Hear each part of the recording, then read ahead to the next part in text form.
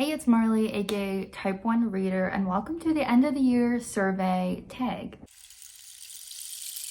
So for the past few years, I've been doing this end of the year survey. I think I found out about it from Books and Lala, and I think Gabby Reads. I think they do it every year, but I'll link the original in the description below. It's basically a survey where you can choose which questions you want to answer. So I'll also list in the description which questions I ended up answering. But yeah, it's just a way to look back on your reading for the year, see if you hit your goals or not. Similar to the mid-year freakout tag, only it's for the end of the year. And obviously I'm filming this and uploading this a little bit early. It is currently December 5th when I'm filming this, so it's not gonna be totally accurate for my full year, but I will tell you where I'm at as we approach the final weeks of 2024. All right, so the first question I'm going to answer is, how many books did you read and did you reach your goal? So as of right now, I have finished 98 books. In case you don't know, my goal is just to read 100 books. I keep it simple. For the last few years, I think I've just made it 100 books because I know I am able to reach that goal. So yeah, the fact that I still have multiple weeks left in the year, I will definitely hit this goal of 100. So of course, I'm very happy about that. It'll probably end up being, somewhere similar to what it's been the last few years, where I read 107 books or around that. What is your most read genre? So this is interesting. My most read genre was actually fantasy at 27%. The reason I think that is I tend to prioritize purchasing fantasy books. I just think it's more fun to own fantasy series. I feel like they look nicer on the shelves to have these nice beautiful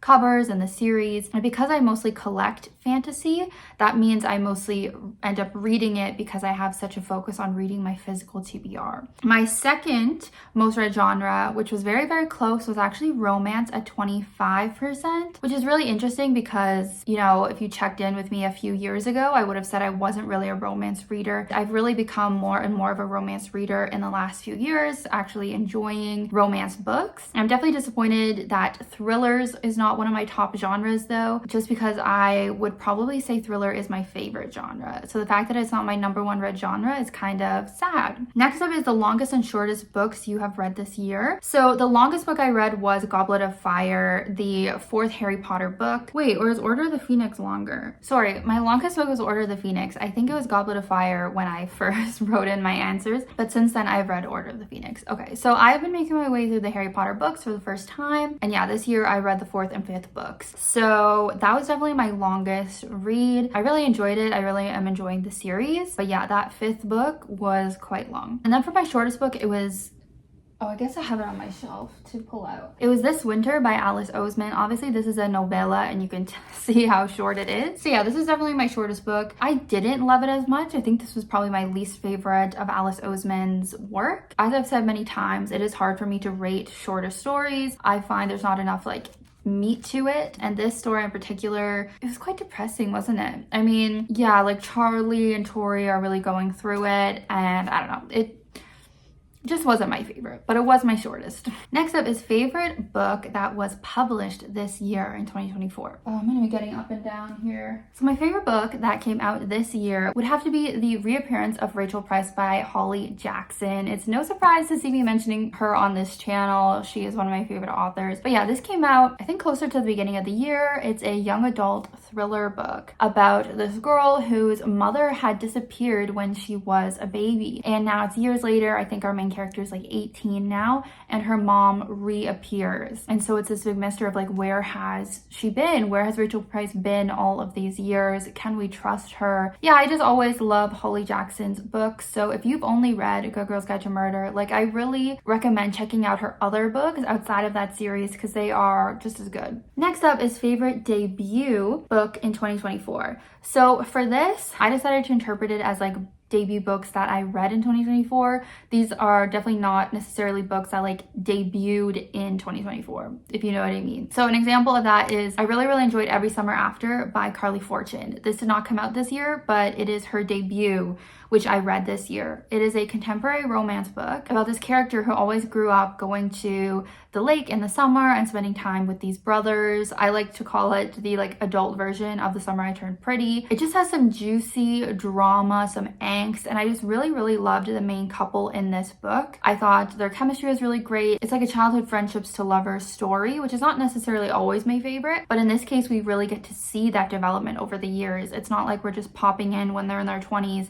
and we don't really get to see when they first met as kids. Like, we're really seeing their whole journey, and I just really enjoyed it. Another debut I really enjoyed this year is Emily Wilde's Encyclopedia of Fairies by Heather Fawcett. This is a fantasy book. Obviously it has to do with fairies, which I just love reading about the classic fairies, not the Sarah J Maas ones that are like not even real fairies. But this deals with our main character Emily, who is a researcher. She's investigating fairies in like the Nordic area, and then she has her little partner in crime, Bamblebee I think his name was, and so there's a cute romance going on, and then also just like some really fun fairy shenanigans going on, as well as Emily is documenting her research, and it's told in a cool way. I'm sure you've heard of it, where like we're reading her journal. So really enjoyed this one, and I really need to get on the rest of the series. Sorry, I have a few more for this one. Another one I really enjoyed was Monstrilio. This is a book I read when I was reading a little bit out of my comfort zone. I was reading my favorite booktuber's favorite books. So this is one of Kayla's favorite books.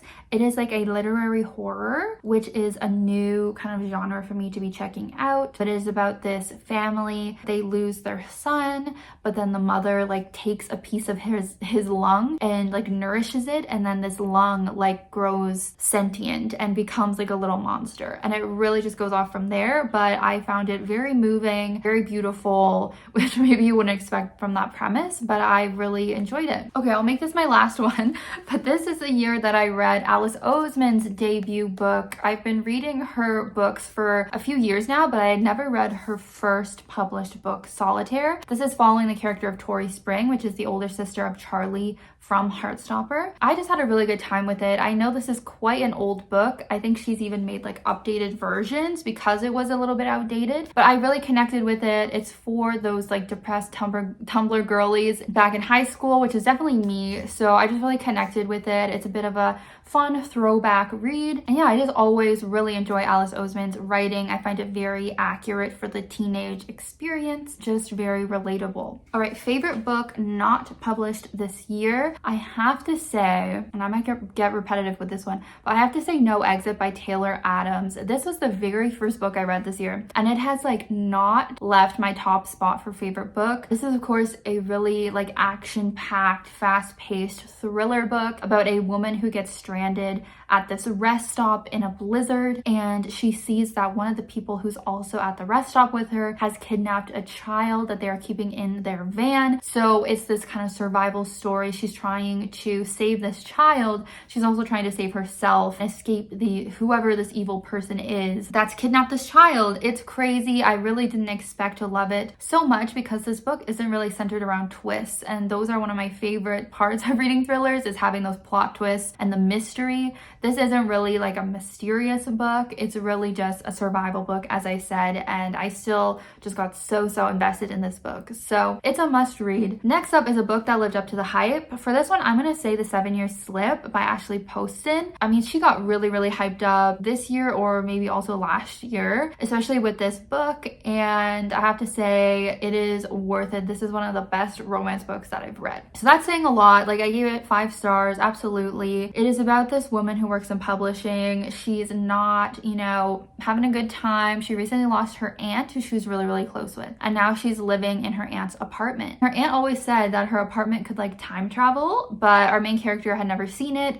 But suddenly now the apartment does like slip back in time. There's like a magical realism element. So she goes back 7 years in time, and suddenly there's this man staying in the apartment because he had been staying there 7 years ago, and they like fall in love. But then in present day, she doesn't really know where he's at, and then suddenly she does come across him in present day. And so we're seeing their love story like 7 years ago, which is current day for our main character, and then we're seeing present day, and like, are they going to be able to make it work? I just love how Ashley integrates this kind of magical realism elements into her books. I think it just really elevates them. Her characters are relatable, she's funny, the romances are just really great. So again, this is a must read. All right, to counter that, a book that did not live up to the hype. So first of all, I'm gonna say Butcher and Blackbird. Maybe I hadn't heard about how smutty it was when I picked this up. I think I just saw, oh, two like assassins or two serial killers who fall in love. And I was like, that is so fun. I read it for my book club with my friends, and we did not have the best time. Basically, yeah, as I said, it follows these two serial killers and they start this competition to like see who can kill the most people or something. Like every year they get together and kill people, but they kill evil people. So like our main characters are not like that bad, you know? It started out pretty good. I liked the banter between them. I found it like cringe funny. But then the second half of the book was just smut city. It was way too much, way too crazy for me. So it did not live up to the hype that it got. Another one, ironically, that was also for my book club that didn't live up for the hype is Behind Closed Doors. Sorry, I'm not saying the author name. I'm kind of forgetting at the moment. This was like a thriller book I've been hearing about for years, so I think I kind of hyped it up in my head a little bit. I think it's one of those cases where a thriller is like good for the time, but then it doesn't really have longevity. This is about basically a domestic abuse situation. So there were a few twists and turns, I guess, but I think it was just mainly disturbing to read and not really fun to read. So I was a little bit disappointed. Like, I don't think it was a terrible book, but it definitely was like a disappointment for me. A book that felt like your biggest accomplishment. I feel like I have a few for this one. First of all, I read a couple nonfictions this year. Normally I read like zero nonfiction. So I do feel like it was an accomplishment to read at least a few of them. So an example of one that I read was Bad Therapy, I think by Abigail Schreier. So this is about how therapy is bad for kids and how kids these days are getting way too over therapized. I really agreed with the sentiment of what she was saying, even though I didn't love the execution of her message. Another nonfiction I read was Quiet. This was kind of about how the concept of like being quiet has evolved over the years, how it used to be seen as like a good quality to be quiet, and now it's kind of been seen as like a negative to be too quiet or too shy, how extrovertness is kind of more like idolized these days. Unfortunately, I kind of ruined my own experience with this one because I listened to the audiobook and I kept listening to it when I was in very distracted and loud places, so I feel like I didn't get the full impact, but at least I did technically read it. Another kind of series of books I was really proud to have gotten through were all of the books I read for my reading books based on my DNA vlog. If you didn't catch that, you can go check it out on my channel, but basically I did this ancestry DNA test and found the top 5 areas of my ancestry, you know, German, all that kind of stuff, and I picked a book from each of those countries to read. So obviously that was reaching outside my comfort zone a lot, reading a lot of translated work from across the world, or mainly Europe. So yeah, I was proud to get through those books. Next question is favorite character from the year. One of my favorite characters is not necessarily a new one to me, but he is in the book that I read this year, The Brothers Hawthorne by Jennifer Lynn Barnes. This is the 4th book in the Inheritance Games series, following the two brothers Jameson and Grayson. Jameson Hawthorne, I really just love that man, or that guy. He was, you know, my preferred brother in the trilogy. I mean, I love both of them, but getting to hear more from him and his story and like directly be in his head and his point of view was really fun. He's kind of more of the reckless, like funny, bad boy brother, I guess I would say. So just really, really fun to read. Really great character. Another character I really liked reading from was Micah Moon from The Very Secret Society of Irregular Witches by Sangu Mandana. I just adored this book in general and the cozy, magical, whimsical vibes. Micah Moon was just a really lovely character. She is very lonely at the beginning. She's a witch, but she is not allowed to like have relationships with other witches, so she has a very lonely life. I found she was very like strong and resilient because of that, and then she gets brought into, you know, the found family, these young witches that she's going to be training and helping, and all these other people at this house that she's staying at. I just found she dealt with the situations in this book very well. Like, I don't know, I just really respected her as a character. Another character I really liked was Olivia the cat from The Last House on Needless Street by Catriona Ward. I read this a little bit more recently. This book follows like a serial killer guy and his cat. There's a few other POVs in the book, but I just loved that little cat. I mean, you don't often read from a cat's point of view. I just really enjoyed her character and seeing her perspective in this book. Now, your least favorite character. So okay, a character I really disliked was Ayula from My Sister the Serial Killer. She's the sister in question. She's the serial killer sister. Basically, we're hearing from Ayula's older sister, and she always has to cover up Ayula's killings that she does, murders. She keeps murdering her boyfriends. She keeps causing so much trouble for our main character. And of course, hearing from the main character's point of view, like I just had a lot of resentment to the younger sister for causing so much issues for her. Like Ayula is someone who's like super pretty, gets everything handed to her, and it's just so frustrating to read. Of course, another character I hated, it was from The Last Mrs. Parrish. Obviously, thrillers give you a lot of unlikable characters, but the husband in this book, Mr. Parrish, won't say anymore, but like I really obviously hated that man. Most shocking book moment, I had trouble thinking of something for this, but I just thought I would say the fact that I enjoyed the QB Bad Boy in Me so much, considering when I first started this book, I thought I was gonna DNF. I thought this was terribly written. It was so cringy, so cheesy, and just like not good. And by the end, I actually was having such a good time. I feel like sometimes you just want to read something really cheesy and tropey, and I actually really liked how the author wrote this romance between the two main characters. This would be similar to like watching a cheesy maybe Netflix romance movie where you know the quality is not really there, but it still just gives you like a really feel-good vibe. So favorite couple or OTP from the year, I feel like I have a couple from some of my favorite romances. Obviously the 7-Year Slip, which I mentioned earlier, the main couple in this was just super cute. And again, I loved seeing them in like the past time and then the present, because our main guy character, sorry I'm forgetting his name, but he was like more of a sunshiny kind of guy in the past, and then he was grumpy in the present. So I feel like that was kind of fun to see like the two different sides of him and how he interacted with our main character. Another one I'm sure so many people would say for this question this year would be Funny Story by Emily Henry, Queen of Romance. It's surprising I haven't mentioned it yet in this video, but I always adore the couples in her books. I always really like her heroes, and I always really find both of her main characters relatable. But in this one, we have some really fun tropes and situational things going on where our two main characters both get broken up with by these two people who end up dating each other. So they're both kind of down in the dumps and end up living together because they both don't really have anyone to live with now, and they need roommates for financial reasons and such. So they start being roommates, developing a really cute friendship, and obviously that eventually blossoms into a romance. And I just love that kind of dynamic of forced proximity and going from friends into lovers. So yeah, amazing.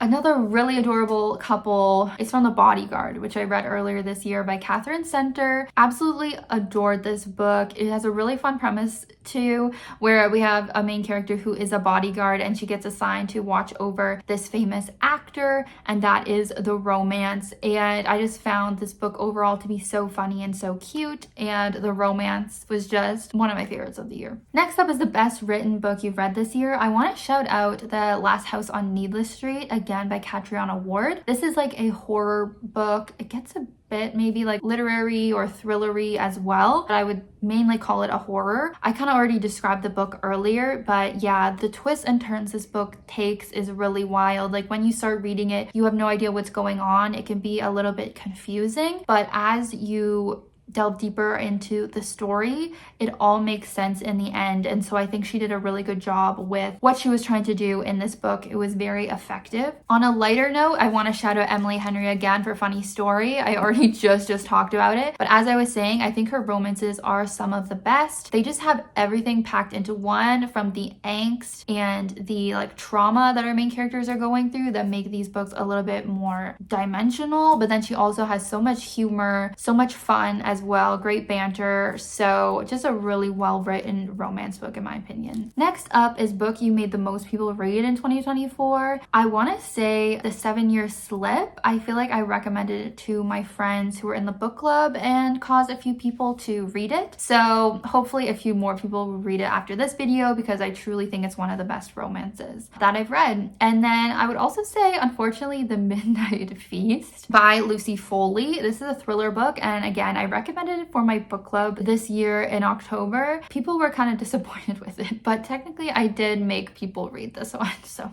Next up is favorite book cover in 2024. This might be cheating a little bit, but I kind of had trouble with this question. But I actually recently just bought this book, A Study in Drowning by Ava Reid, and I got this like special edition that came out this year. This book didn't come out this year, but like this special edition did. And I mean, this just has to be one of the most beautiful covers that I personally have. It has the sprayed edges as well. I love the gold and everything. It's got some nice end papers and then the actual cover. I feel like I don't have many books with this kind of foiling on the front, so I just really am impressed by this book and glad that I bought it. And I just hope whenever I read this book, I'll enjoy it as much as the cover design. Next up is your favorite adaptation. I definitely watched quite a few adaptations this year. Of course, one of my favorites would be Heartstopper season 3. That show just does not disappoint. I get obsessed with it. I have to like binge it all at once because it's just so adorable and all of the cast is so great together and so great in their roles. I love how Alice Oseman delves way deeper into everything in the show compared to the graphic novels, which obviously can't really show as much. It was very emotional, but also very heartwarming as always, so loved it. And then maybe more of an unpopular opinion, but I really loved the It Ends With Us adaptation. I am a fan of the book as well by Colleen Hoover, even though I read it years ago, so maybe I would need to like reread it, but I know at the time I really was impressed by this book, and from what I can recall from reading it like 5 years ago, I feel like this adaptation really reflected the story very, very well, really got the message across, and despite the controversy that ended up happening with the cast afterwards, I thought everyone did a really good job. So yeah, it's too bad that there had to be such like a negative like vibe for this movie with how it was promoted and what went on with the cast and such, but I think the actual film was done very well. What book made you cry the most? A book that definitely made me emotional at the end was Just for the Summer by Abby Jimenez. This is the third book in her like Part of Your World series. It's a romance book and it follows two characters who end up meeting on Reddit when they both kind of have a relatable issue going on where whoever they break up with, their ex like finds their soulmate immediately. So since they both have this kind of curse, they decide to date each other so that when they break up, they'll find their soulmates. So that's like the initial premise, but it goes off so much from there. We find out so much about both of these characters, like families and traumas that they have. There's actually a lot of serious stuff going on in this book, along with all of the typical fun stuff that Abby Jimenez always does. And by the end, there was kind of a shocking twist for me that really brought the whole series together, and it was quite emotional for me and for our main characters. Another real tearjerker has to be, of course, a Frederick Bachman book, The Winners. This is quite a chunker, but this is the third book in the Beartown series. I highly recommend you read this series, or at least the first book. This is about a town called Beartown. They're very obsessed with their hockey team, and then one day a member of their hockey team sexually assaults a girl, and it really just like throws everything into disarray. We're following all these different characters in the town and how they're dealing with this. So obviously it focuses on rape culture, sports, violence in sports, I guess, and all of these different issues that these characters are dealing with. So it's very character driven and can be very emotional. Now that we are in the third book here, the final book, I mean, you're just so invested in these characters, but also I think in every book there is some sort of very upsetting death, and the death in this book was the most upsetting for me. I actually want to say maybe don't read this book because I really think the first book can stand alone. I also think the second book can stand on its own. Like, you don't have to read the third book once you've read the second book, if you know what I'm saying. But yeah, if you do read it, prepare to sob. I just want to shout out another book that definitely had me emotional by the end, and that's All the Colors of the Dark by Christopher Whitaker. This is like a thrillery, historical fiction, mystery kind of book about this serial killer and these girls going missing, but we're really, really focused on the characters in this book. It's super character driven, and so when everything comes together in the end, after you're on such a long journey with these characters over years and years, it just was really impactful. So that's what I'll say for this book. Definitely check it out. It is a 2024 release. Definitely hasn't got enough hype. Next up is what book made you laugh the most. This is not the actual edition, but just because I have it nearby, but the Full Metal Alchemist series. I've been making my way through this manga series. I just find it so funny. Obviously it's like a fantasy story about these two brothers who are alchemists and kind of the different adventures that they're going on, but it's also just very funny how it's told. So very much looking forward to continue this series. It's just too bad I don't make a ton of time for manga as much as like regular books, but I will be continuing this in 2024.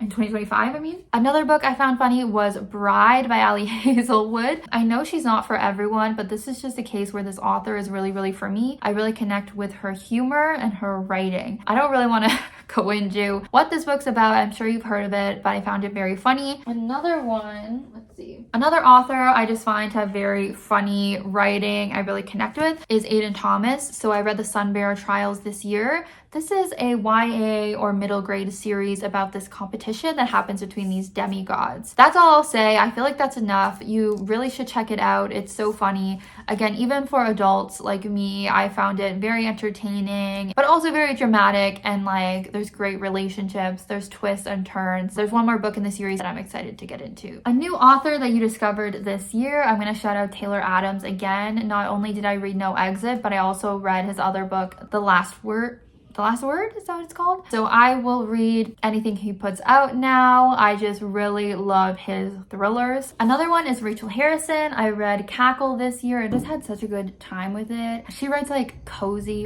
horror books, and I feel like that genre is really going to work for me. This deals with a girl who is going through a breakup, so she moves to a new town to have this fresh start and ends up befriending this woman who everyone else seems to not really like and tries to avoid, and it seems like this woman might be a witch. And so we're really following Annie's friendship with this woman and really a character study on like what she's going through. I really loved having those spooky vibes, the magical fantasy elements, but then also just really touching on some real life issues, you know, that women face. So I look forward to reading more of her backlist. Another author I'm looking forward to reading more of their backlist is Erin Sterling. I read her book The X-Hex in that same video where I read Cackle, where I was reading witchy books. I just thought this was such a fun time. It reminded me of like a fun Halloween movie where the characters are going on this adventure and there's like a cute romance going on and they're trying to save the town. So definitely looking forward to reading more from Erin Sterling and more books in this series.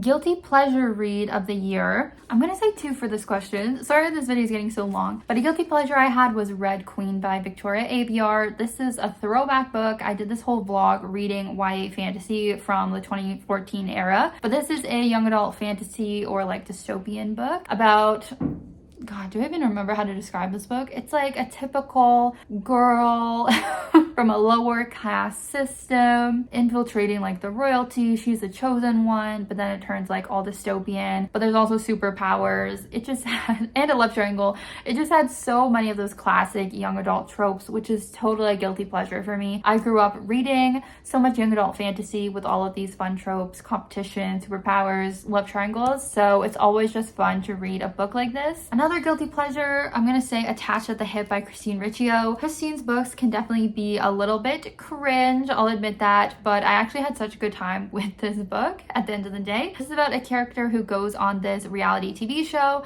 She thinks she's going on a typical season of Survivor, but then it ends up being like a romance, like dating version of Survivor where she's attached at the hip, so like attached by rope to these other contestants. It was just such a fun time. The way the competition was described, it was really, really accurate. You could tell Christine is like a big fan of these reality shows like Survivor. So all the competitions were accurate and the scheming. I myself took part in like a Survivor challenge this year and came in 2nd place. So I just feel like I really am like into games like this, and I really do enjoy like the strategy of these social games. So yeah, definitely a little guilty pleasure with this one. Then we have, were you happy with your reading this year and would you do anything differently for next year? Overall, I'm not totally happy with my reading this year. As I was alluding to earlier, I really wish I had prioritized more thriller books because I do consider that my favorite genre, and obviously some of my favorite books I read this year were thrillers. So I really want to prioritize reading more thrillers next year. That's definitely something that I would change for next year. And then also, as you'll see, I guess later in the month when I post my best books of the year video, I didn't have very much 5-star reads. I know I've been talking about some really awesome ones in this video, but after After having read like 100 books, to have less than 10 5-stars, I'm not really happy with that. So that's something I definitely want to change for next year too, is prioritizing reading more 5-star predictions, more books I really think I'm going to enjoy.